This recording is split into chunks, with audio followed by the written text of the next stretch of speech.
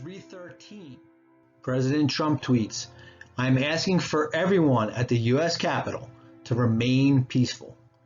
No violence. Remember, we are the party of law and order. Respect the law and our great men and women in blue. Thank you." At 4:17, he puts out the following video.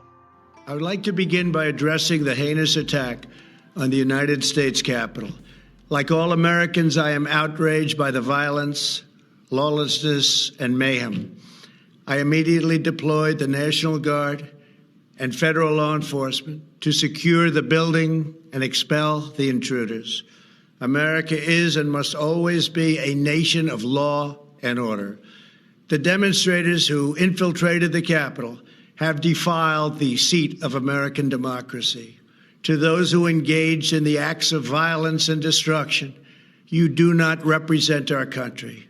And to those who broke the law, you will pay. We have just been through an intense election and emotions are high, but now tempers must be cooled and calm restored. We must get on with the business of America.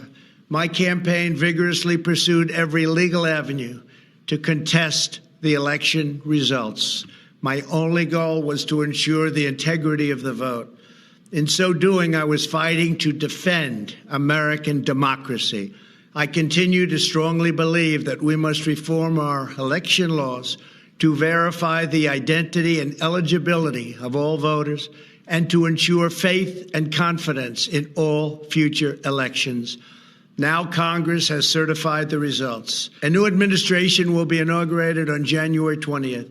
My focus now turns to ensuring a smooth, orderly, and seamless transition of power.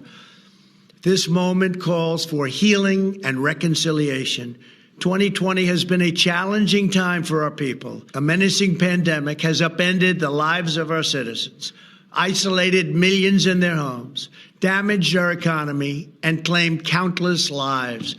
Defeating this pandemic and rebuilding the greatest economy on earth will require all of us working together.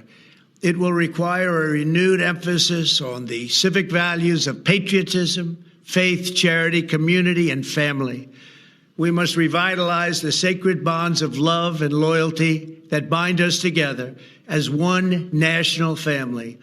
To the citizens of our country, serving as your president has been the honor of my lifetime. And to all of my wonderful supporters, I know you are disappointed, but I also want you to know that our incredible journey is only just beginning. Thank you, God bless you, and God bless America. At 6:01, President Trump tweets, "These are the things and events that happen when a sacred landslide election victory is so unceremoniously and viciously stripped away from great patriots who have been badly and unfairly treated for so long.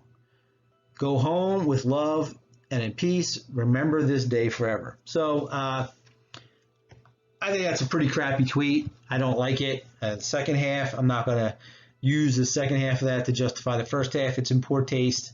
I'll give him a thumbs down for that. But it still doesn't make it not dangerous that at 7 o'clock, Facebook removes President Trump's post from Facebook and from Instagram for contributing to rather than diminishing the risk of ongoing violence. So I don't know that that's necessarily true.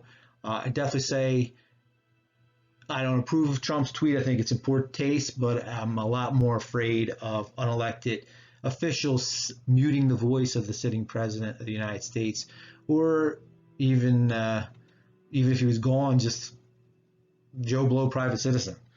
7:02, Twitter removes Trump's tweets and suspends his account for 12 hours for repeated and severe violations of its civic integrity policy. So 8 o'clock, the U.S. Capitol Police declare the Capitol is completely clear. 8:06, Congress reconvenes with the Vice President presiding. And at 8:36, Facebook blocks Trump's page. 9 o'clock, Speaker Pelosi opens up the floor for debate.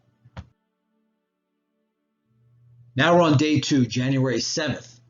So shortly after Twitter unlocks Trump's account, he releases a video where he condemns violence at the Capitol, and he says the new administration will be inaugurated, and that his focus now is on ensuring a smooth and seamless transition of power to the Biden administration.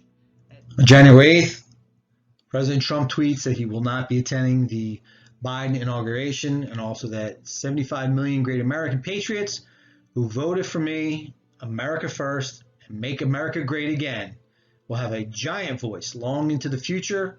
They will not be disrespected or treated unfairly in any way, shape, or form. Because of that tweet, Twitter permanently bans Trump from its platform, citing the risk of causing further incitement to violence. Sound a little familiar to what we just talked about with the Reichstag fire? Shortly after that, Parler is removed from the Google Play Store. Then Saturday, January 9th, Apple removes Parler from its App Store, and Amazon Web Service follows them. And basically, Parler is just completely shut down and gone from the web. So conservatives no longer have a voice on any of the, which were supposed to be neutral sources, but were left-wing sources. And now they said, go make your own. They made Parler, and that's eliminated, so they can't have a voice on that either. It's just all opposition is completely shut down in a matter of days. Let's put this back in context.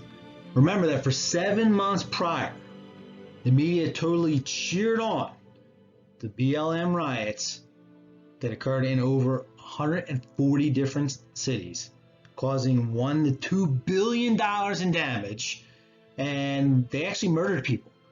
The deaths that occurred there weren't heart attacks, they were shootings, stabbings, stompings, and the people involved in those riots weren't carrying American flags, they were burning them while they chanted communist slogans and made communist symbols.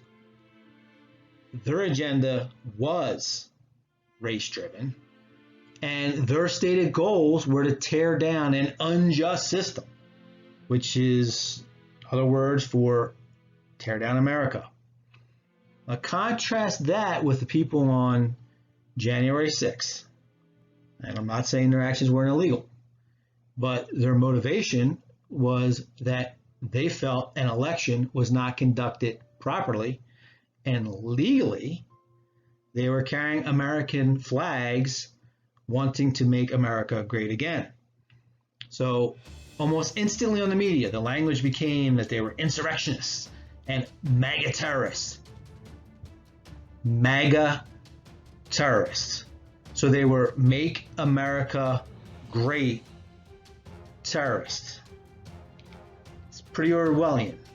Now for them, they'll tell you on CNN that Antifa, well, they're anti-fascists. It's in the name.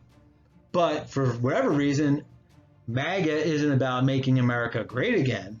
No, they're white supremacists. Despite nothing on January 6th being about race.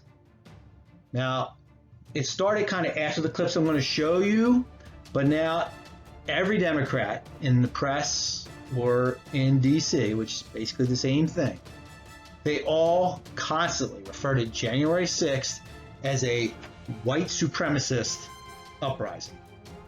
How did these domestic terrorists storm the nation's capital? The Capitol ransacked by MAGA terrorists. The assault perpetrated by the MAGA terrorists. The terrorists, the MAGA terrorists. Deadly attack by MAGA terrorists. The MAGA terrorist mob. A terrorist attack on the U.S. Capitol. Far-right domestic terrorism, a huge problem in this country. Nobody supports terrorist attacks, or I used to think that anyway, but nobody rational supports terrorist attacks. Should there be repercussions for your colleagues who played a role in inciting this terrorist attack? You can't have presidents of the United States inciting terrorist attacks on the Capitol. Incited a terrorist mob. Incited the terrorist attack, and the terrorists that he has emboldened. But after the terrorist attack on the Capitol, that deadly terrorist attack, the deadly riot, the terrorist attack, the deadly terrorist attack, and that's not even including the terrorist attack. New clues that the January 6th Capitol attack may just be the beginning of more right-wing, extremist, MAGA terrorist attacks in America.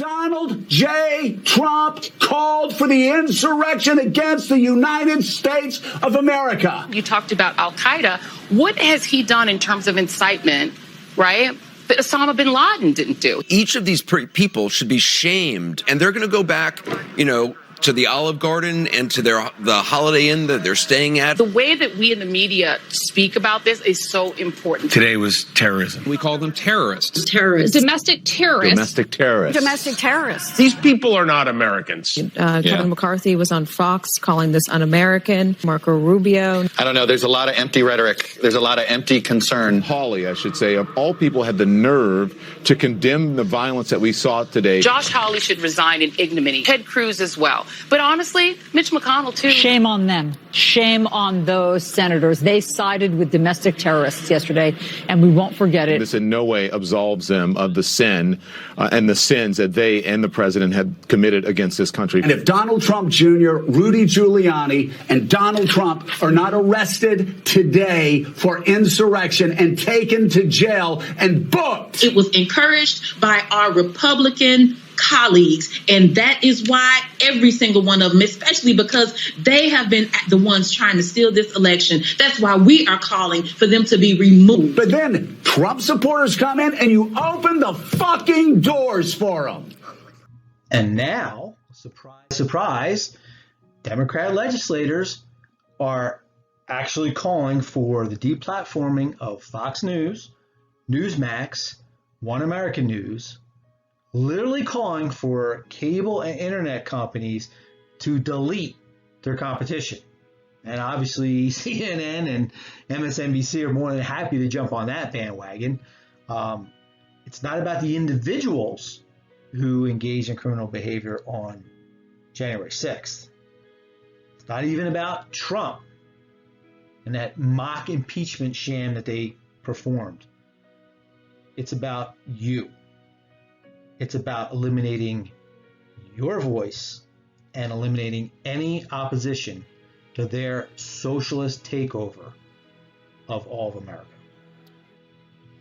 How successful have they been? I'd say very successful in their big lie. They conducted a study quite recently by Echelon, and they found that among Republican voters, the top concern was illegal immigration at 81%. Shortly behind that was lack of support for police at 79% and high taxes being at 77%. So that's top three concerns. They're actual issues that affect you. Republicans also showed deep concern over the liberal bias in the media, the general moral decline of the country, and this influx of socialism. So they're all issues. The Republicans are worried about issues. What was Democrats' number one concern, the thing they most want to eliminate? Donald Trump supporters. Number one, 82%. Shortly behind that is white nationalism, because what has the media been telling them exists, and systemic racism.